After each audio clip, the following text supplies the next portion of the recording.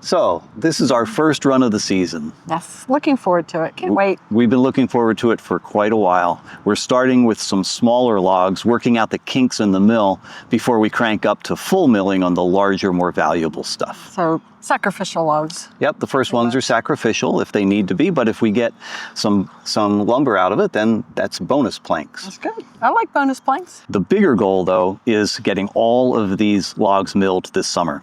And some of them have been here for quite some time. We've got more coming in from friends, family, and a few customers, so the mill's going to stay very busy. I like that. Yeah, me too. If you're new here, please hit subscribe and come along for the season. There's always something going on at 113. It's true. After we get some cuts made this morning, I'll walk you through the maintenance and repair work we did to get ready for the season. I even did some greasing on the mill. All of it, all by myself. That's her job.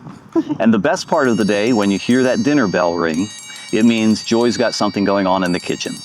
And today I am going to be making some corn fritters, just like my mom used to make when I was growing up. So stick around. Well, you ready to cut some logs? Let's do it. Let's do it.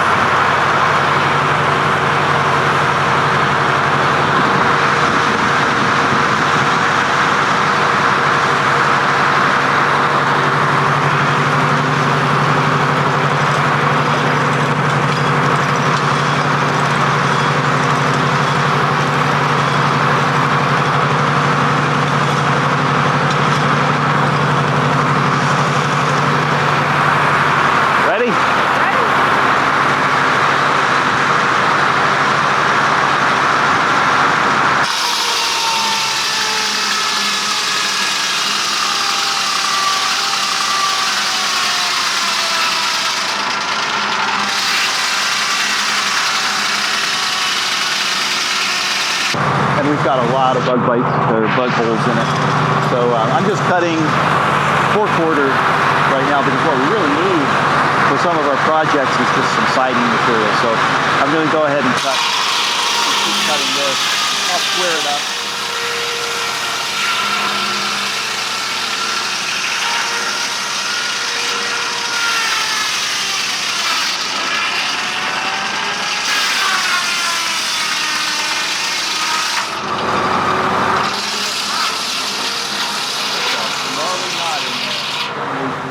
Did a lot of maintenance the last couple of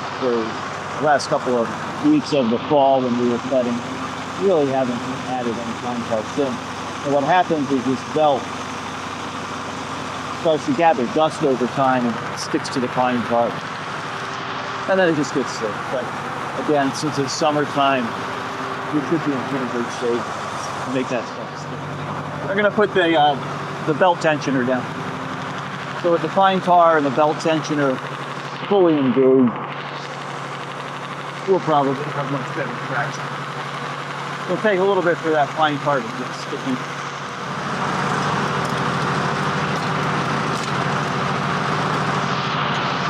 As I was cutting that, I also saw that a knot was a little lower than the rollers. So I kind of tapped on that. I think that might be what bound the blade there for a second.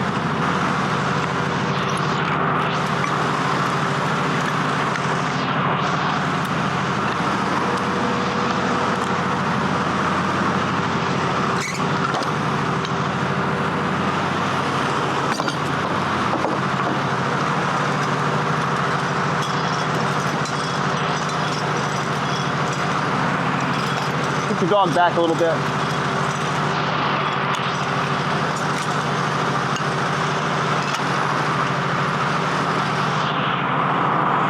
That fit into it. Good. I did some work on those dogs. That's one of the maintenance things I'll talk about a little bit after we get this log cut.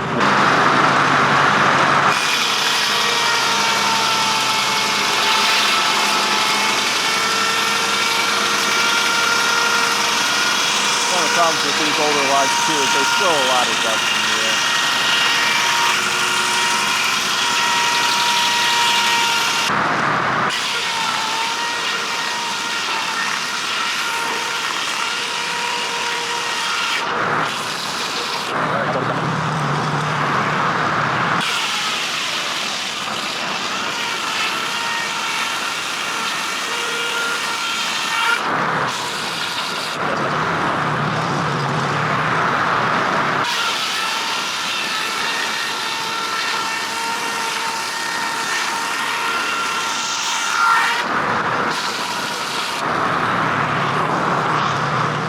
We did a bit of maintenance. We always have to do some maintenance, but we didn't have to do quite as much this year because we had our dialing in the frick session late last fall. So a lot of the maintenance was already done and held true through the winter.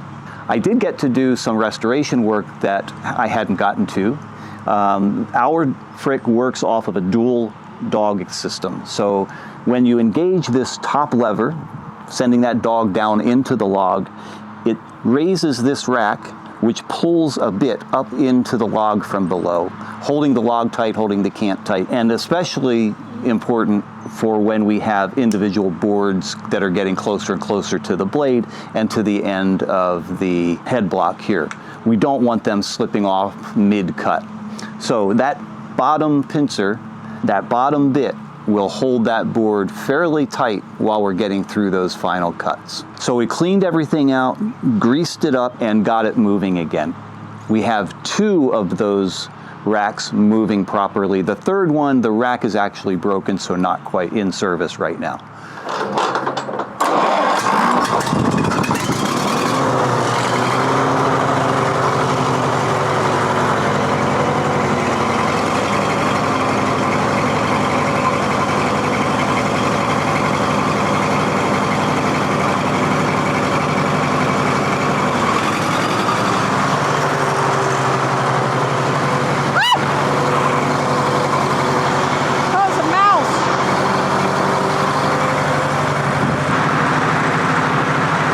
Round 2.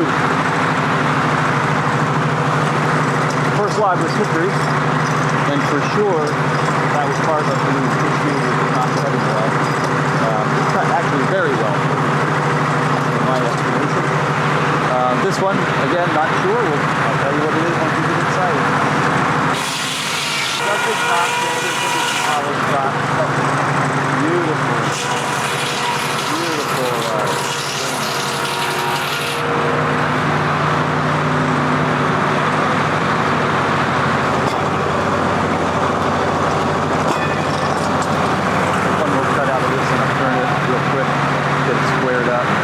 This is going to be a nice one. And look how nice it's cutting. No hesitation at all.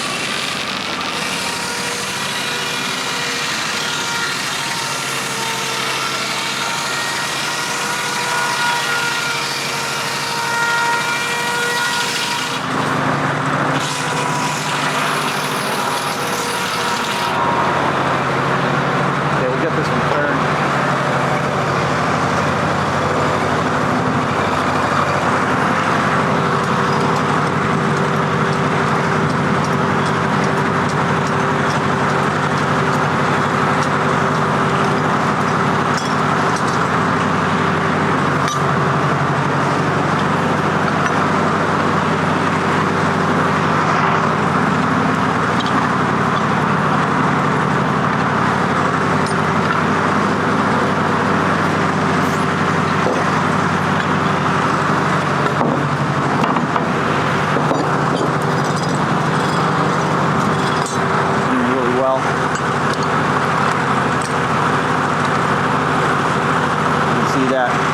You can see that rack rising up, that's pushing that bottom pin into the log, holding it steady.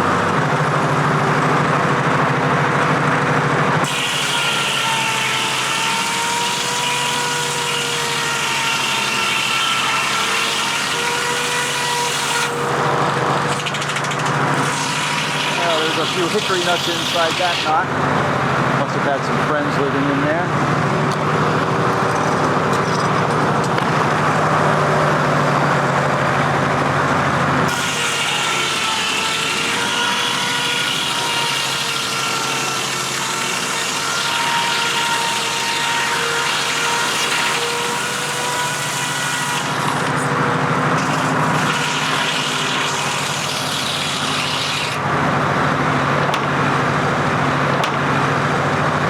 I think I'll do one more try.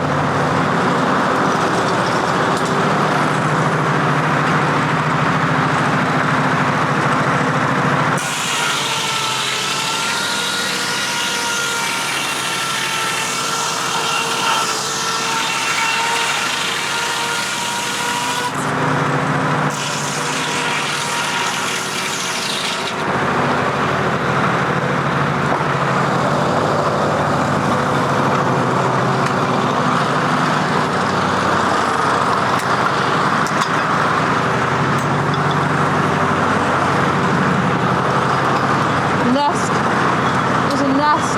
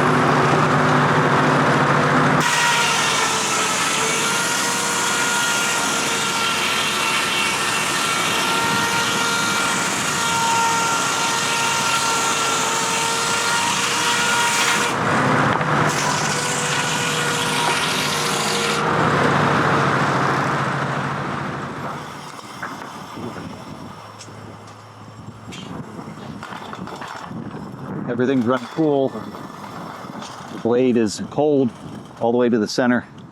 Bearings are a little warm, but they're bearings. They're all evenly warm, so I think we're good with that. Well, for a 120-year-old iron, that sawmill is running great, and I'm really happy. We didn't have to do a whole lot of maintenance this spring.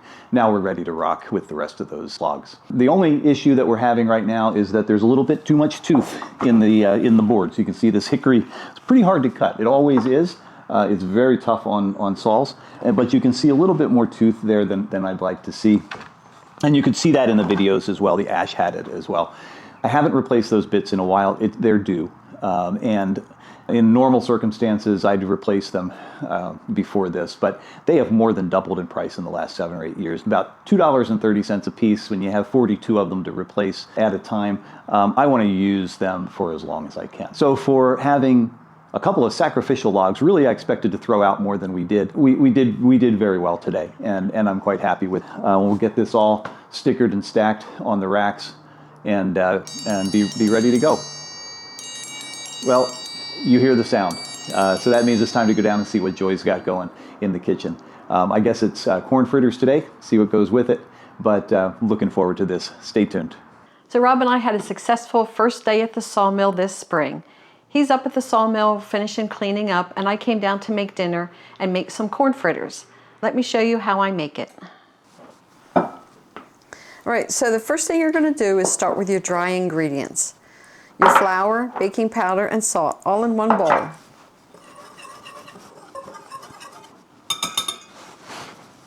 And then in a separate bowl, you want to whisk together your eggs, milk, and oil.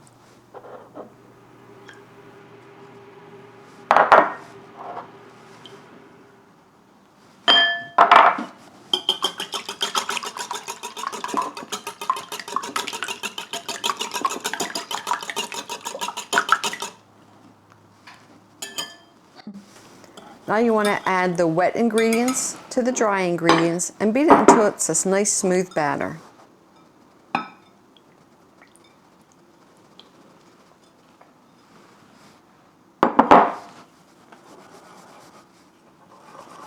Nothing fancy, just mix it well.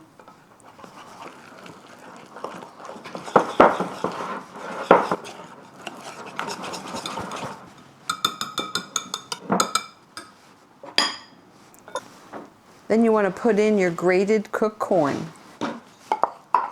And this is where all the summer sweetness comes in.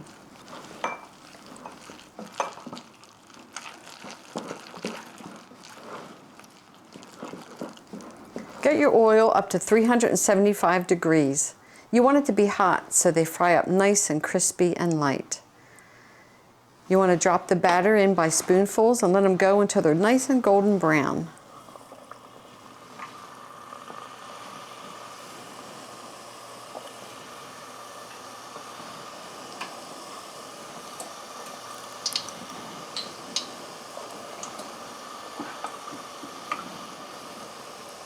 I like to do it in batches of 6, so they're not crowded in the pan.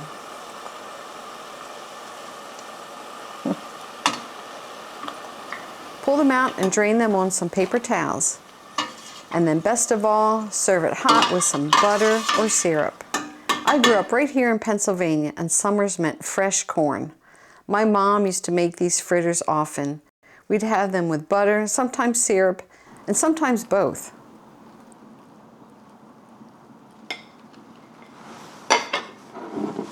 Simple food, but oh my goodness, they are so good. Today we're having these corn fritters with some oven-baked crispy chicken and candied carrots. And you can find all of these recipes in my upcoming cookbook, Homestyle Cooking with Joy. Well, hard work. And good food. Thanks for watching. And if you like this content, please subscribe below. It just helps us out, keep the channel going. And we'll see you next time. Bye.